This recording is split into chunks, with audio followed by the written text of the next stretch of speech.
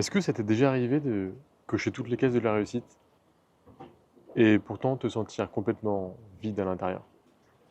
C'était exactement ma vie. CDI, maison, compagne, tout ce que je pensais avoir toujours voulu et pourtant, je me sentais vide à l'intérieur. Jusqu'à il y a quelque temps, je cochais toutes les cases de la réussite, celles que la société considérait comme essentielles. J'étais ingénieur mécanique dans une grande multinationale, j'avais un CDI depuis plus de 10 ans, j'avais fait construire ma maison, j'avais ma compagne, j'avais une vie qui de l'extérieur fait rêver, j'avais une vie que je pensais avoir toujours voulu. Et pourtant, je me sentais pas heureux, je me sentais vide, je me sentais pas à ma place. Et je ressentais un sentiment de manque de sens, profond et constant, qui grandissait de plus en plus avec le temps.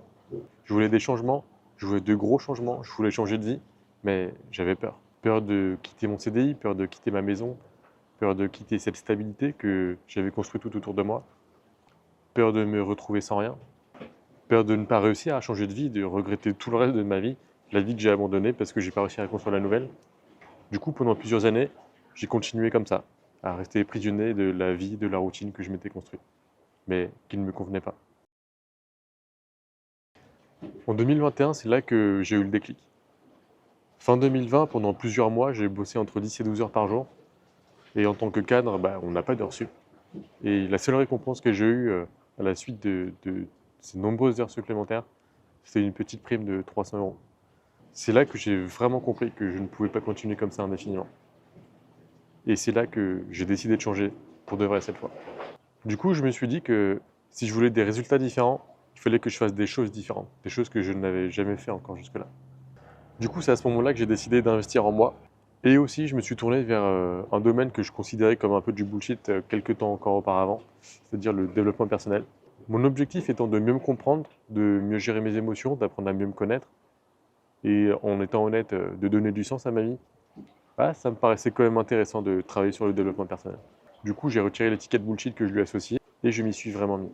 C'est grâce à ça que j'ai appris le plus gros cheat code sur comment hacker notre cerveau. C'est le truc qui m'a permis de me remettre au sport, les neurones miroirs. Ça paraît tout con comme ça, mais je t'assure que quand tu veux faire de la muscu, tu regardes pendant 20-30 minutes des gens qui font de la muscu, tu vas avoir envie d'aller faire ta séance. C'est ce que j'ai fait pendant plusieurs mois et j'ai réussi à me remettre au sport grâce à ça. Sculpter ma shape, c'est quelque chose qui était important pour moi depuis des années, mais j'arrivais jamais à m'y tenir. Ça tenait à peine 2 semaines et puis pouf, ça s'envolait, comme si j'avais jamais eu cette volonté-là de vouloir m'y mettre. Mais cette fois-là, je sentais que c'était différent, je sentais que je voulais pas juste essayer de m'y mettre. Cette fois, c'était décidé. Je m'y mets. Je deviens l'homme que je veux devenir. Je tends vers ces habitudes qui vont me permettre de devenir l'homme que je veux devenir. À l'heure où je tourne cette vidéo, ça fait presque 4 ans que j'ai commencé à investir en moi, 4 ans que j'ai commencé tous ces changements-là qui m'ont amené là aujourd'hui et qui m'amènent vers cette nouvelle vie que je suis en train de me construire. Et c'est fou à quel point tout a changé. Avec le sport, au début, mon objectif était simple. Simplement aimer l'image que m'envoyait le miroir. Parce que je me sentais mal dans ma peau et en 2021, j'aimais pas du tout cette image-là. Mais ça m'a apporté tellement plus que ça. Ça m'a appris la discipline, le dépassement de soi, et surtout, ça m'a redonné le goût du challenge, que j'avais oublié depuis de nombreuses années déjà. Ça a aussi montré que l'échec, c'est souvent une étape, mais c'est loin d'être la fin. Et ça m'a poussé à prendre soin de moi, de ma nutrition, de mon sommeil, de ma récupération, de mon corps dans son ensemble finalement. Mais surtout, ça m'a redonné confiance en moi. Parce que si je suis capable d'aller faire ces séances quand j'ai pas envie, et si je suis capable d'aller courir quand j'ai pas envie, d'aller courir de nuit, d'aller courir sous la pluie, d'aller courir sous la neige, parfois tout ça en même temps quand il fait froid, si je suis capable de ça, qu'est-ce qui m'empêche de faire autre chose? Qu'est-ce qui va m'empêcher de pouvoir créer cette nouvelle vie? Qu'est-ce qui va m'empêcher de pouvoir aller chercher ces nouveaux objectifs, de pouvoir atteindre ces nouveaux challenges? Du coup, le sport et le dev perso, ça m'a créé une sorte de boucle vertueuse où le sport nourrit mon mindset nourrit le sport. Et franchement, c'est incroyable de voir où j'en suis actuellement, parce que le moi d'il y a 3 ans, je t'assure qu'il n'aurait pas cru que je pouvais faire ne serait-ce que la moitié de ça. Et encore moins si je lui annonçais ce que j'allais faire après. En quelques chiffres, des résultats rapides en 3 ans, plus 5 kg de muscle, moins 23 kg de gras, une prépa marathon de 5 mois en gardant mes 5 séances de muscu par semaine. Et oui, du coup, j'ai couru mon marathon en 4h07 et 28 secondes. Je voulais faire moins de 4 heures, du coup, j'ai un peu boudé mon résultat, mais j'ai quand même couru mon marathon. Et surtout, j'ai augmenté ma confiance en moi et je commence enfin à apprécier l'image que me renvoie le miroir. Du coup, en voyant mes progrès physiques et mentaux, j'ai commencé à me poser des questions. Et si je mettais autant d'efforts à construire ma nouvelle vie que d'efforts que j'ai mis à changer cette shape, où est-ce que tout ça pourrait me mener? Du coup, ces questions ont commencé vraiment à trotter dans ma tête et ça a radicalement changé ma perspective d'évolution.